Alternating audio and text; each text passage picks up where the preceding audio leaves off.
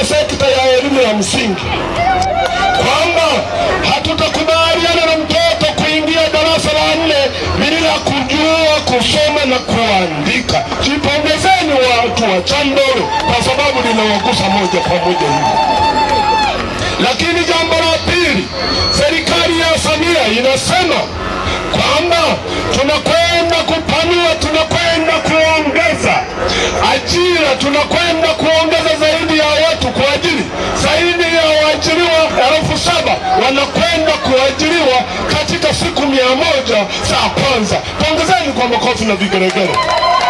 Wale wanaonung'unika kwamba hatuajiriwi, sasa mwarobaini umepatikana. Jiandae wewe uliye na sifa ya kuajiriwa katika sekta zote, nafasi ni ya kwako. Ushiicha kutole mbalo urogeki nenele tajiriwa kwa. Kama cheti chako kina shida, fanya marekebisho ya kuapili masomo uliofeli ili uingie kwenye soko la ajira. Bwana Yesu asifiwe.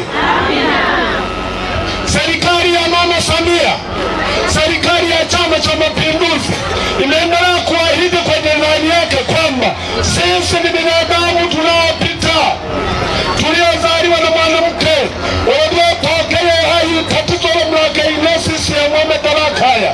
Awamu ya 6, mtu unapofiwa, sasa miili ya marehemu haitazuiliwa hospitalini, mtaruhusiwa kwenda kuzika, ndugu watakamilisha taratibu zingine. Bonto chakaya.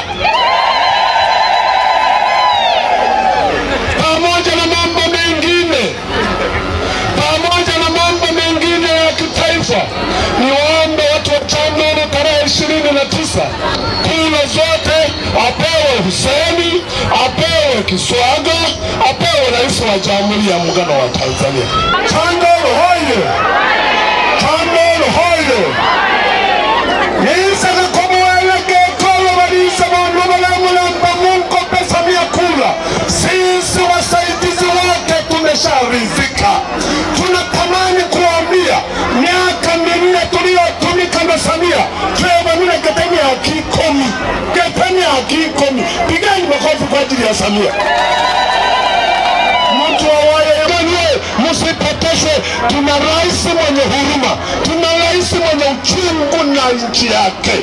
Bwana Yesu asifiwe. Tawena kikatonki kule.